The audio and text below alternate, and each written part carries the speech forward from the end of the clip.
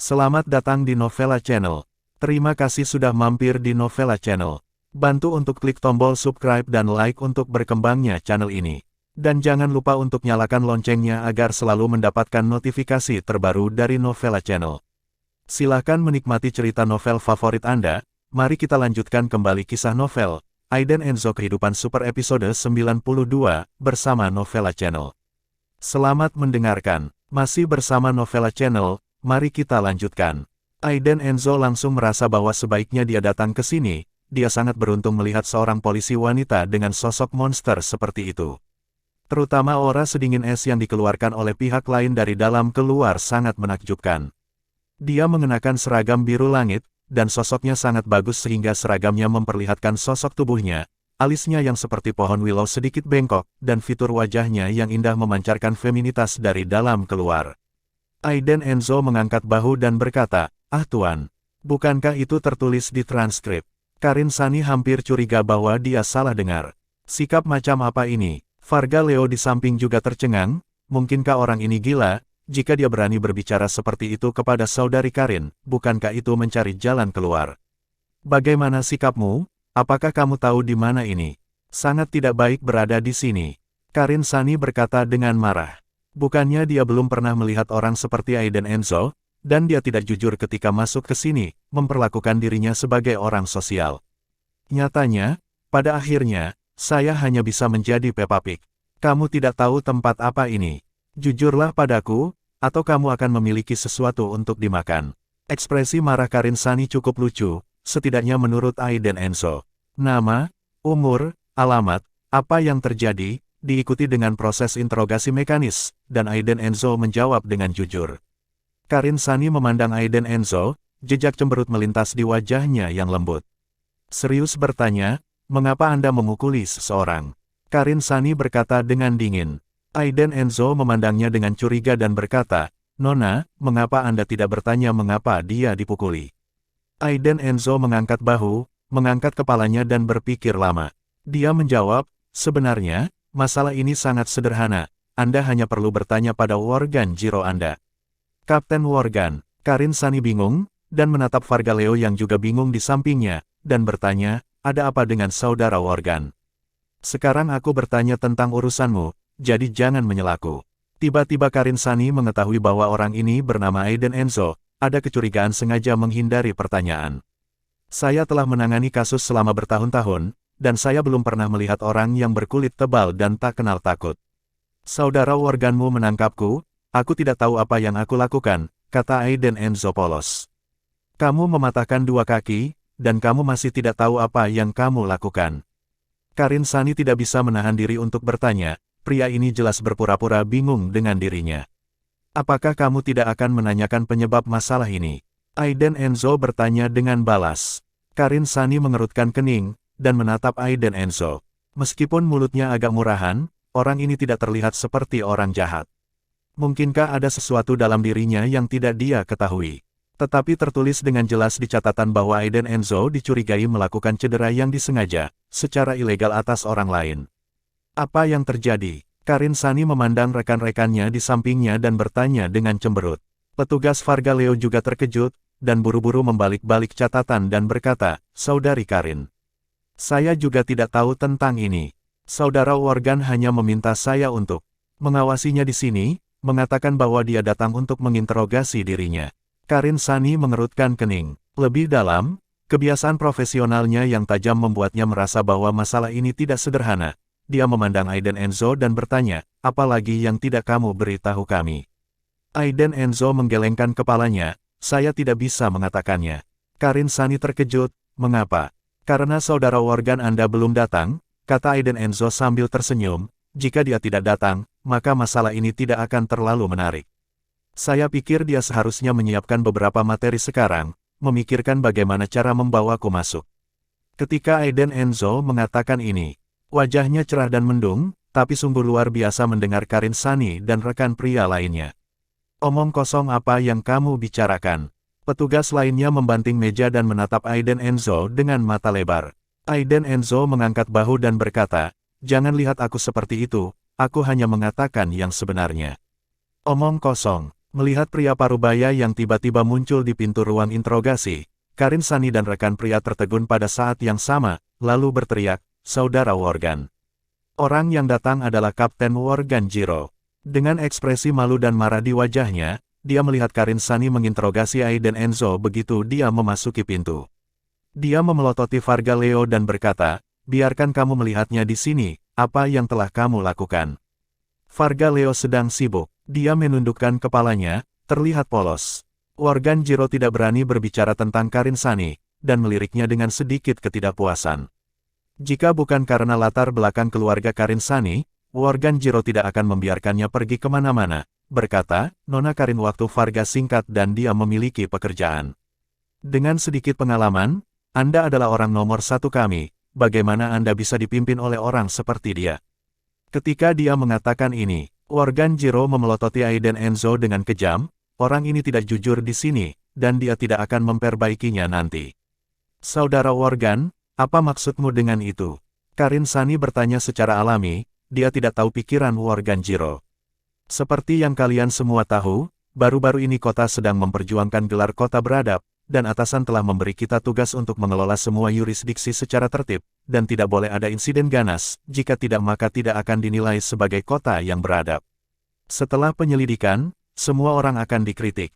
Karin Sani mengangguk dan berkata, "Saudara Worgan, aku tahu semua ini, jadi kamu memberiku tanggung jawab mengelola divisi, dan aku pasti akan bertanggung jawab sampai akhir." Tidak mungkin untuk mengatakan bahwa Worgan Jiro tidak memiliki pemikiran yang salah tentang wanita seperti Karin Sani, tetapi karena identitas dia tidak pandai menunjukkan apapun, jadi dia mengambil keputusan secara pribadi. Pada saat ini, dia menyamar sebagai seseorang yang telah datang sebelumnya, dan ingin mendapatkan bantuan Karin Sani berdasarkan pengalamannya. "Tidak apa-apa juga, oke, kamu keluar dulu, nanti aku akan coba sendiri. Kamu lelah, kembali istirahat lebih awal." Worgan Jiro memalingkan wajahnya dan berkata, dengan nada perhatian dalam suaranya. Karin Sani berkata, "Saudara Worgan, kebetulan kasus di tanganku sudah selesai. Lagi pula, aku menganggur. Aku akan mencobanya denganmu." Wajah Worgan Jiro berubah. Jika dia menolak lagi, akan ada beberapa masalah. Worgan Jiro menarik kursi besi dan menepuk-nepuk dokumen di lengannya di atas meja. Pada saat yang sama, dia membanting lampu pijar ke Aiden Enzo, memelototi wajahnya, tampak seperti polisi nakal, dan berkata, "Aiden Enzo, kamu tidak jujur." Aiden Enzo diterangi oleh lampu pijar tanpa memalingkan wajahnya. Dari sedikit miring, dengan cibiran di sudut mulutnya, dia memandang Worgan Jiro yang mendominasi dan berkata dengan dingin, "Worgan Jiro, apa yang kamu ingin aku jelaskan? Apakah kamu tidak tahu apa yang telah aku lakukan? Berikan saya tuduhan yang tidak beralasan, mungkinkah Anda ada hubungannya dengan kasus ini?" "Kamu sombong, kamu penuh omong kosong." Worgan Jiro menunjuk ke hidung Aiden Enzo dan berkata dengan marah, "Menurutmu kita ini apa? Tempat apa ini? Semuanya berdasarkan bukti. Untuk apa yang baru saja kamu katakan, aku bisa menuntutmu karena fitnah." Karin Sani sedikit mengernyit, menatap Worgan Jiro dan kemudian ke Aiden Enzo dengan wajah tenang. Di mana orang ini memiliki kepercayaan diri untuk berani menentang saudara Worgan ketika dia sampai di sini. Namun, penampilan Worgan Jiro hari ini terlalu tidak biasa, mungkinkah ada sesuatu yang rumit di sini? "Keras, kan? Aku akan bertarung denganmu hari ini. Jika kamu tidak mengatakan yang sebenarnya, kamu tidak akan diberi air." "Aku tidak percaya lagi, aku tidak bisa mengampunimu." Karin Sani terkejut, dia tidak menyangka Worgan Jiro menjadi begitu pemarah. Sama sekali tidak seperti dia yang biasanya.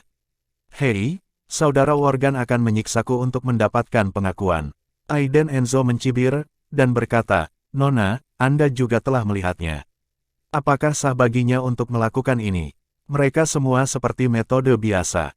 Kadang-kadang, ketika berhadapan dengan beberapa sampah, mereka tidak bisa sopan. Worgan Jiro menunjuk Aiden Enzo, dan berkata, "Jujurlah padaku, cepat dan jelaskan urusanmu. Jika tidak, kamu pasti tidak akan bisa makan dan berjalan-jalan hari ini." Aiden Enzo memandang Worgan Jiro, tidak bergerak, dengan tatapan tajam.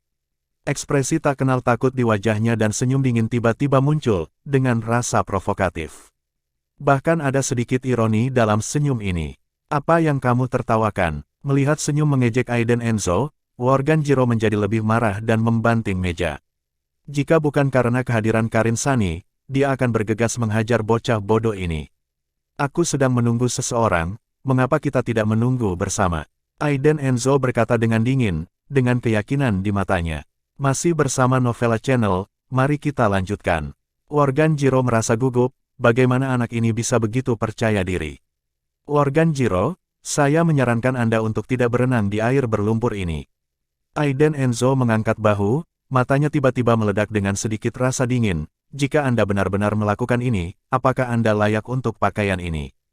Kamu, apa yang kamu katakan? Worganjiro meledak dengan lega, beraninya bocah bau ini menghina dirinya seperti ini. Aku bilang, kamu sampah, kotoran tikus. Kata Aiden Enzo dengan tenang.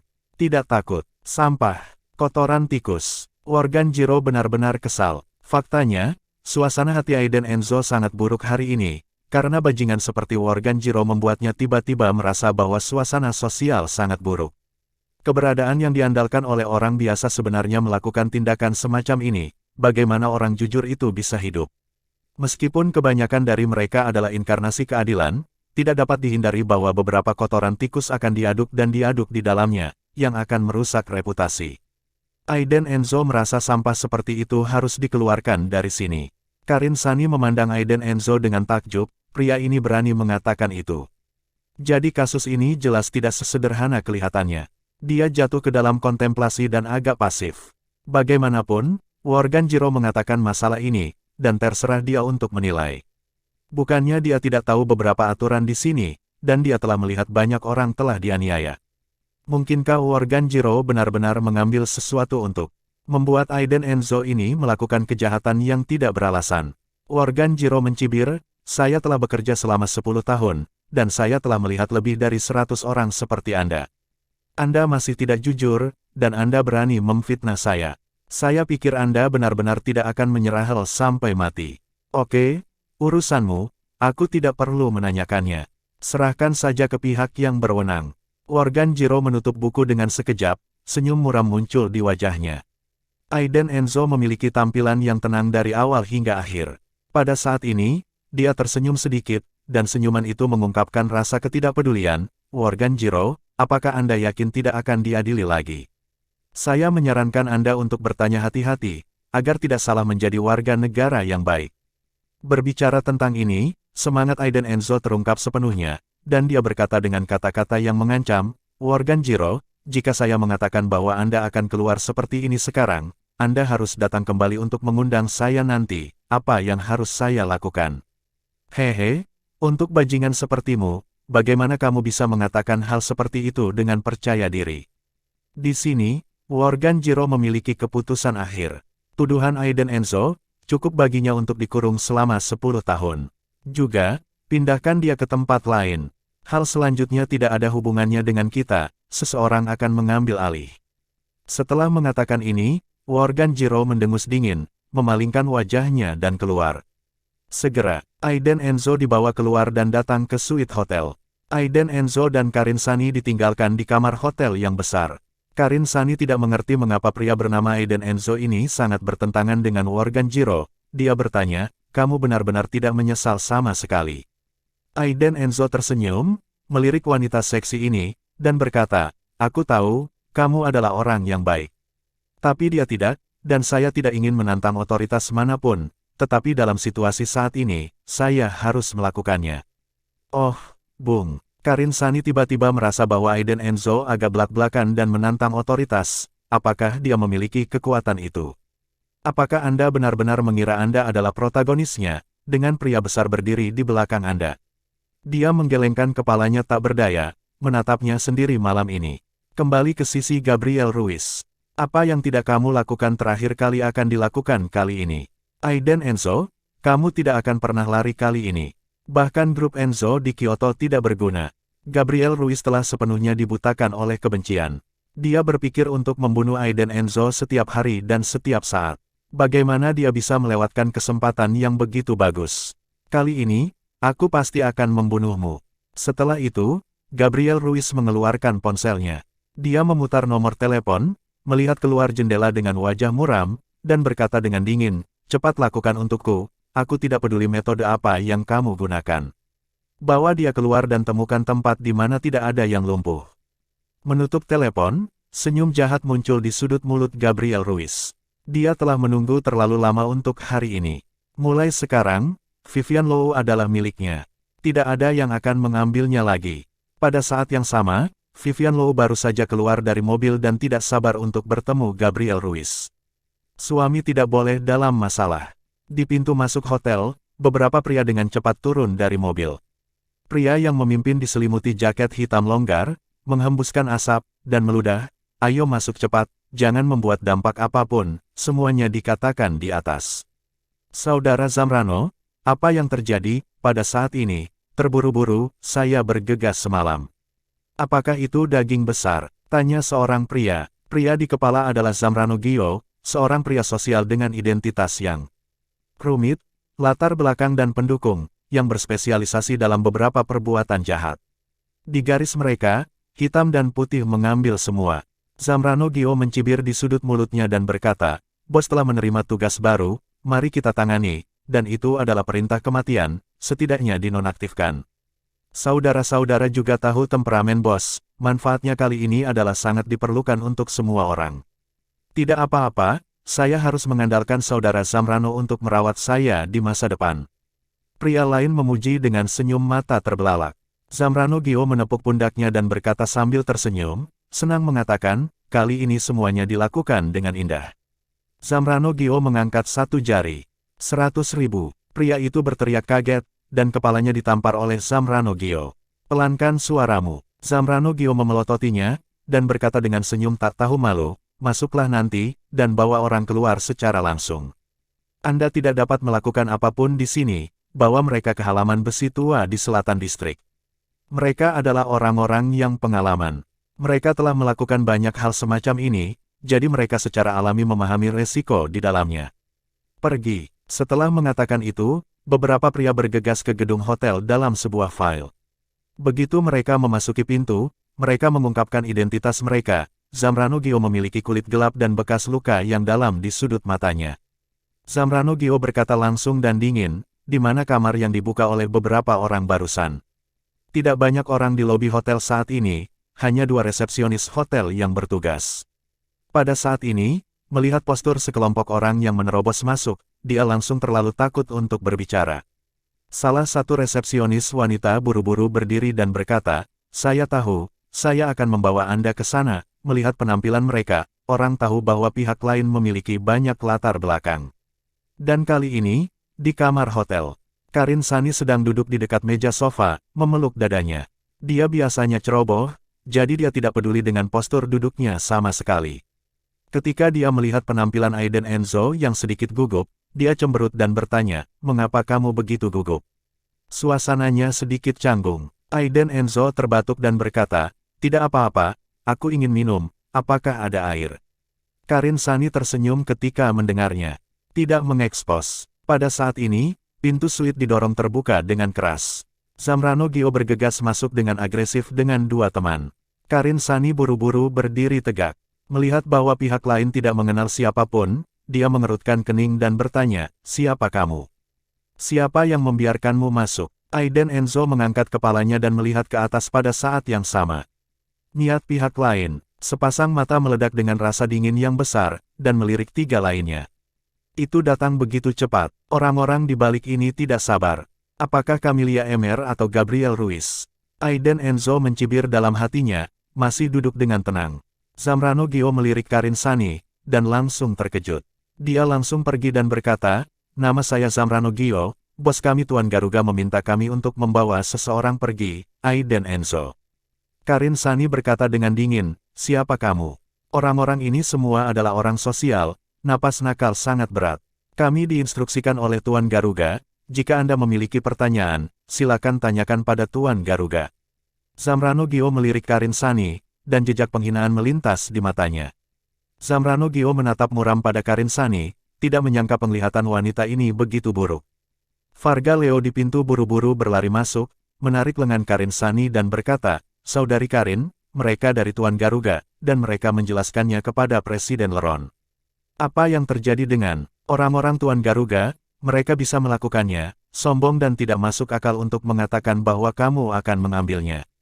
Amarah Karin Sani muncul, melipat tangannya di dadanya, berdiri di depan Aiden Enzo, dan berkata dengan dingin, "Jika kamu ingin mengambilnya, ambil saja kami." Aiden Enzo melihat ke belakang Karin Sani dan sedikit tersentuh, gadis ini memiliki prinsipnya sendiri. Mata Zamrano Gio suram, menatap Karin Sani seperti ular berbisa. Dia berkata dengan dingin, "Kamu Karin Sani. Saya menyarankan Anda untuk tidak menghalangi pekerjaan kami. Kali ini, bos kami Tuan Garuga secara pribadi memerintahkannya. Dia katakan, jika aku menemui halangan, singkirkan bersama." Singkirkan, mengancam. Wajah Karin Sani tenggelam, alisnya berkerut menjadi satu garis, dan berkata, "Aku lihat siapa yang berani membawanya pergi hari ini." Masih bersama Novela Channel, mari kita lanjutkan. Zamrano Gio sedikit kesal, dan kemarahan di wajahnya menjadi semakin jelas. Suaranya sedikit rendah, dia mengerutkan kening, dan berkata sambil mencibir, "Karin Sani, apakah kamu mencoba menghalangi pekerjaan kami? Atau apakah kamu mengenal pria bernama Aiden Enzo ini? Kamu harus tahu bahwa dia bos kami menginginkannya. Jika kamu menghentikan kami melakukan hal-hal seperti ini, bahkan jika kamu memiliki status, aku dapat menekanmu." Karin Sani sedikit mengernyit, lalu menggelengkan kepalanya, wajahnya menjadi semakin bertekad. Orang-orang ini semua perusuh. Tidak ada hak untuk menerobos masuk. Tidak ada hak untuk mengambil orang begitu saja. Namun, karena kekuatan Tuan Garuga, Karin Sani tidak bisa melangkah terlalu jauh. Dia berkata perlahan, "Saya tidak bermaksud menghalangi Anda melakukan sesuatu, saya hanya ingin melihat dokumen yang relevan, jika tidak, saya berhak untuk tidak menyerahkan orang itu kepada Anda."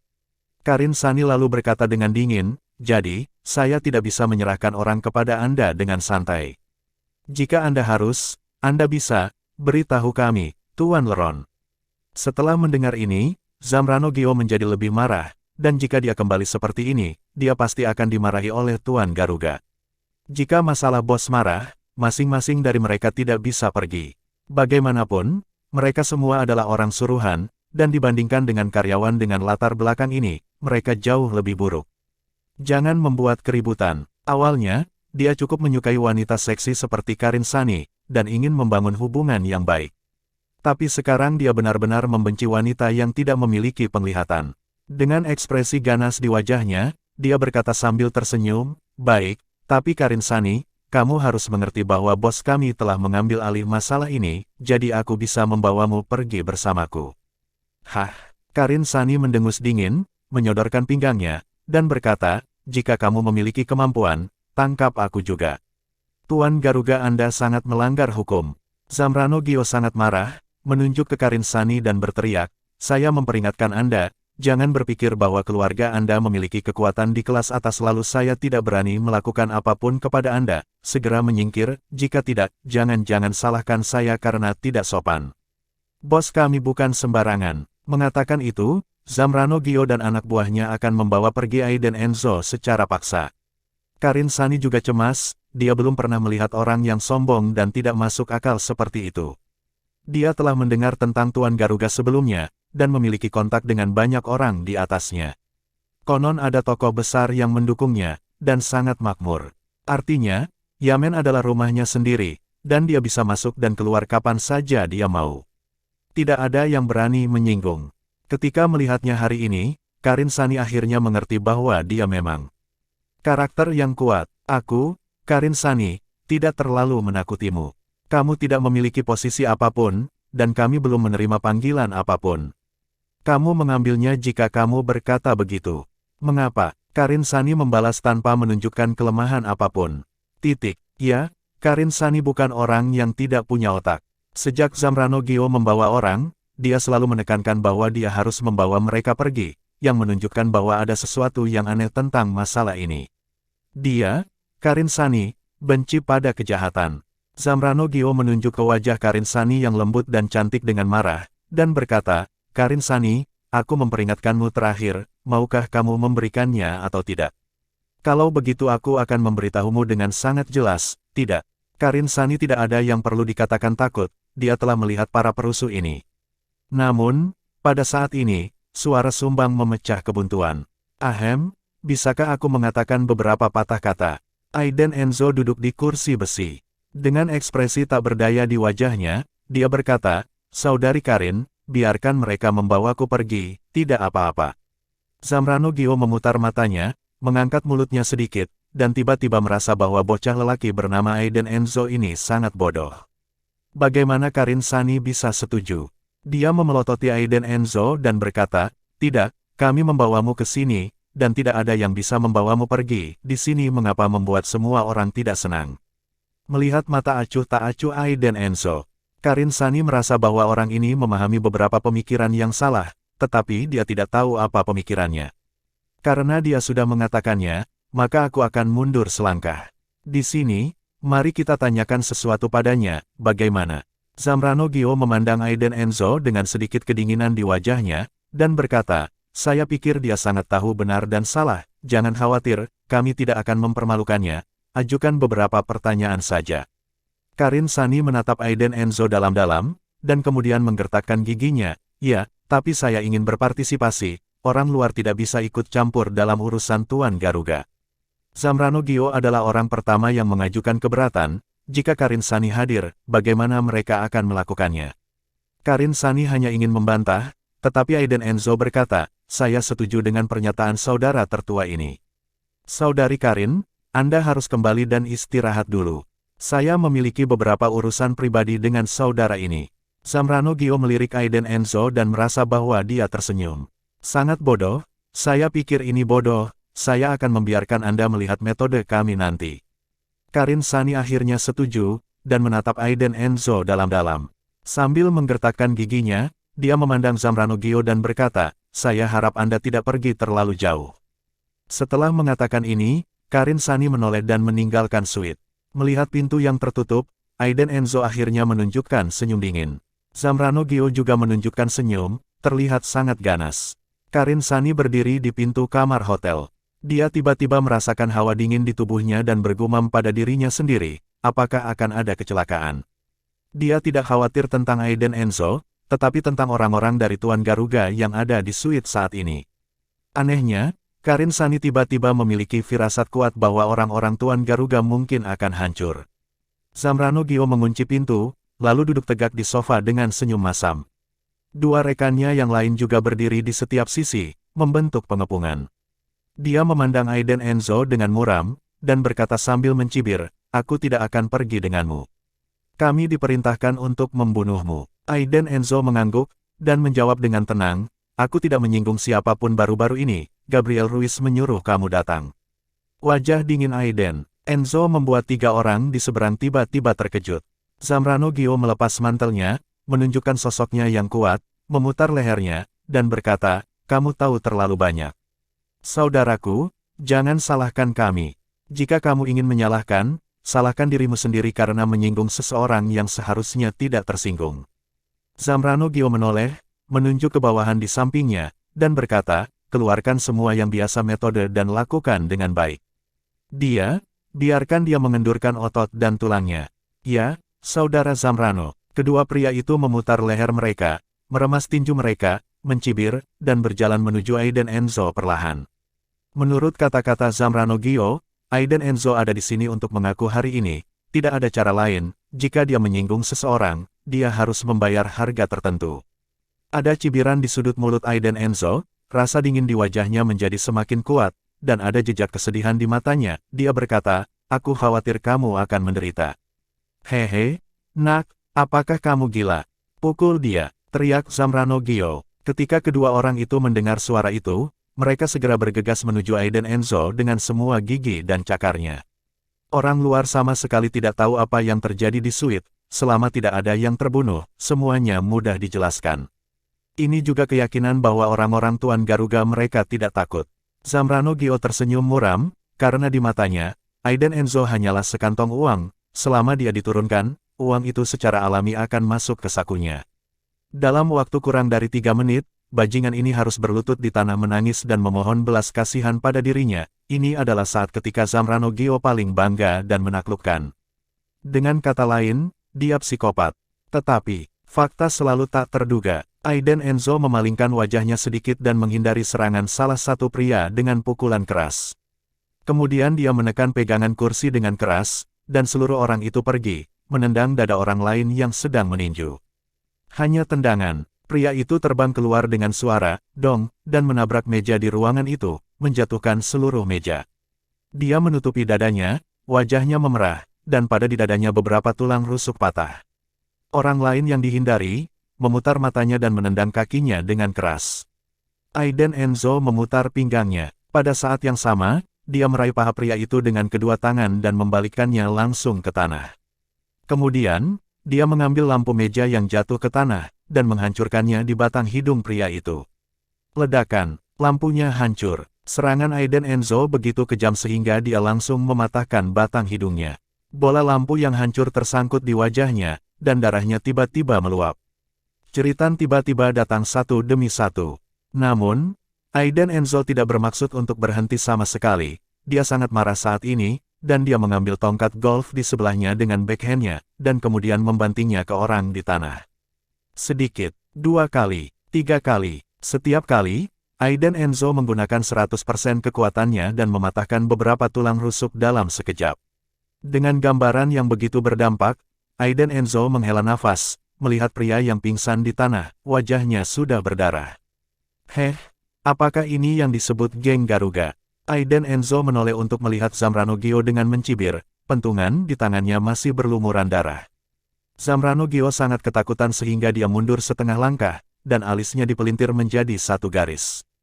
Pada saat ini, dia menyadari bahwa dia sepertinya telah memasuki wilayah iblis.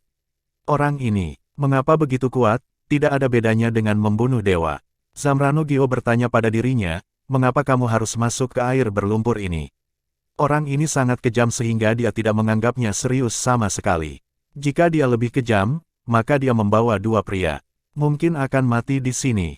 Zamrano Gyo sedikit ketakutan, dan dahinya penuh dengan keringat dingin. Aiden Enzo memandang Zamrano Gyo, menggelengkan kepalanya dan berkata, saya akan memberi Anda 2 pilihan sekarang. Pertama, telepon dan beritahu orang di belakang Anda, katakan bahwa masalahnya sudah selesai, dan biarkan dia datang ke sini.